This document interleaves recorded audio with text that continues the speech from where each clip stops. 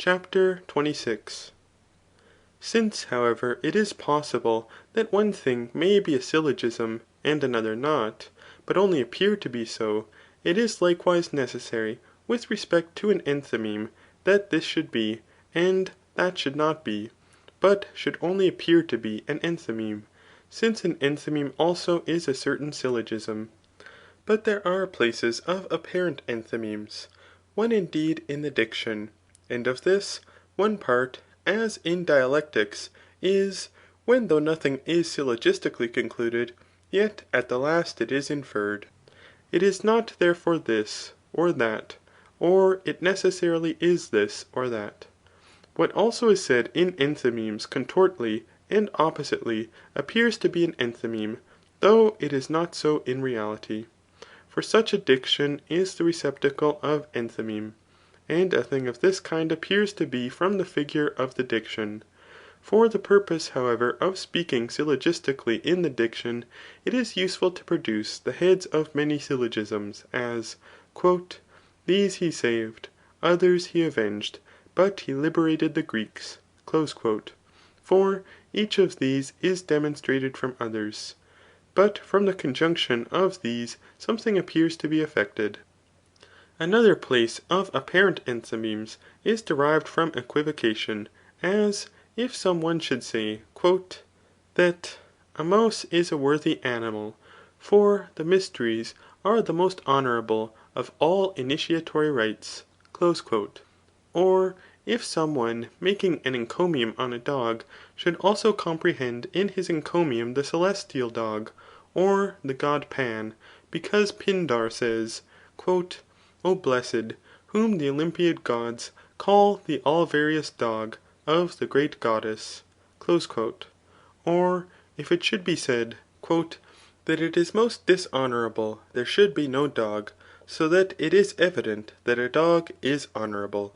And to say, That Hermes is the most communicative of all the gods, for he alone is called common Hermes. Likewise to say, That Logos (speech) is most worthy, because good men are worthy not of riches, but of Logos speech.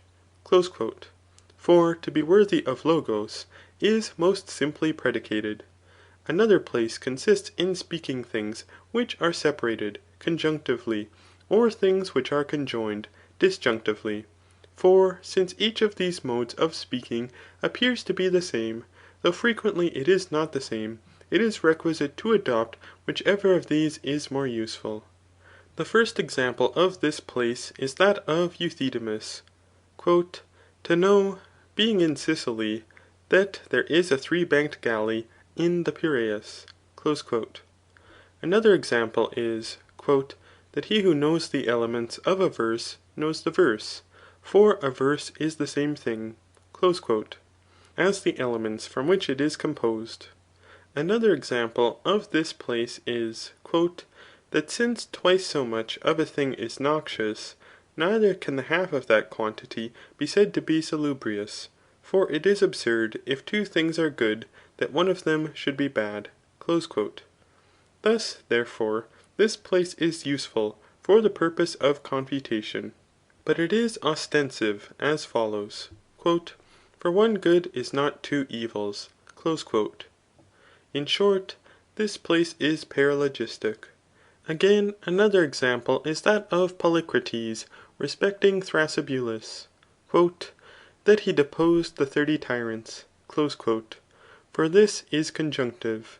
Or what is said in the Orestes of Theodex, for it is from division, or is disjunctive, viz. It is just that she who killed her husband should die, and it is also just that a son should revenge his father. It is just, therefore, that the mother Clytemnestra should be slain by the son Orestes. For if these sentences are conjoined, the conclusion perhaps will no longer be just. In this sophism, likewise, there is a fallacy of defect. For it is not expressed by whom it is just that the mother should be slain, Another place consists in confirming or confuting by exaggeration. And this is when a man, not showing that he has done a certain deed, amplifies the thing. For thus he causes it to appear either that he has not done the deed when he who defends the cause amplifies, or that he did it when the accuser was enraged. Hence it is not an enthymeme ; for the hearer falsely collects that he has or has not done the deed, the thing not being demonstrated. Another place is derived from a sign ; for this also is unsyllogistic ; as if some one should say, Lovers are advantageous to cities, for the love of Harmodius and Aristogiton deposed the tyrant Hipparchus. And likewise if some one should say, That Dionysius was a thief, for he was a depraved character. For this is unsyllogistic, since not every depraved character is a thief, but every thief is a depraved character. Another place is derived from that which is accidental, as in what Polycrates said of the mice, That they aided the city by gnawing the bowstrings of the enemy. Or if some one should say that to be invited to supper is a most honourable thing. For Achilles in consequence of not being invited was enraged against the Greeks in Tenedos.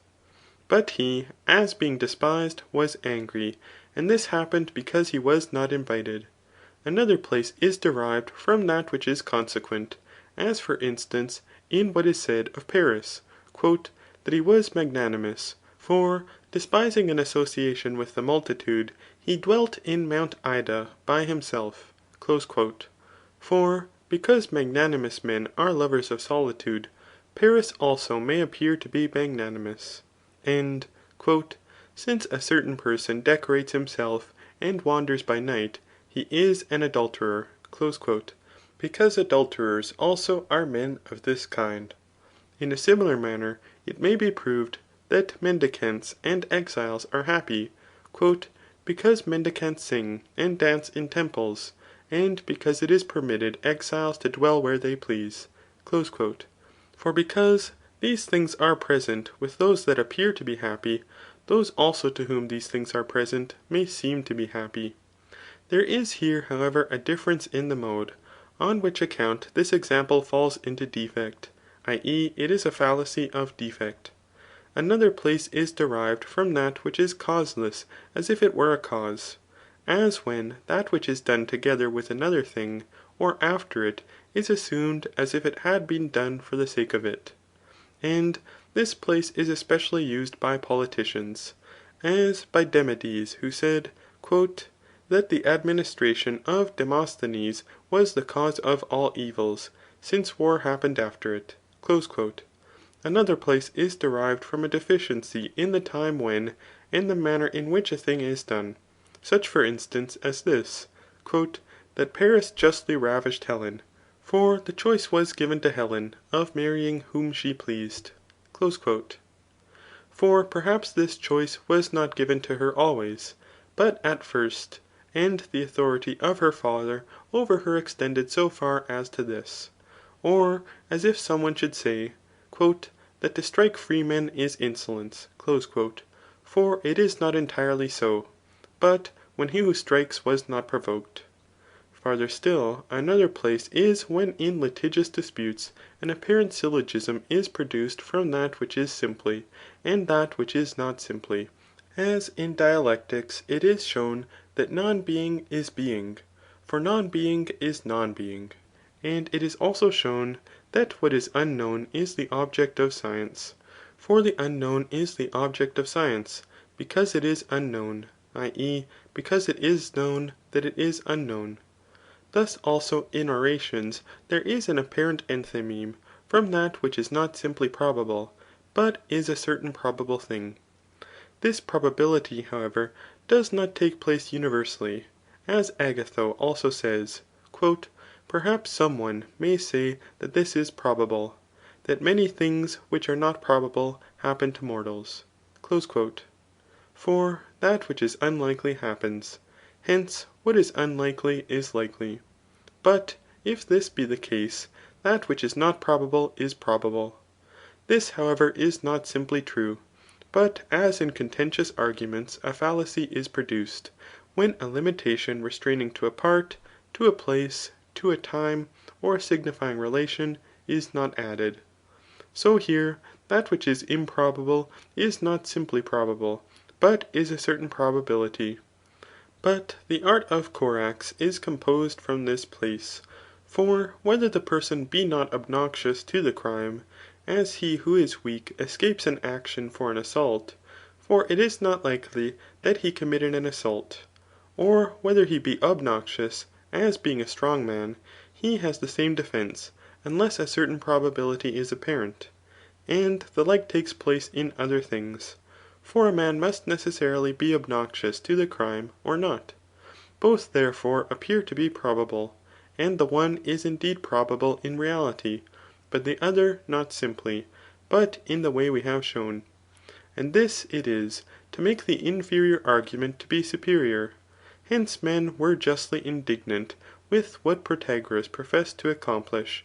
For what he announced is false, and not true, but is apparently probable, and exists in no art, but in the rhetorical and contentious. And thus much concerning enthymemes, both the true and the apparent.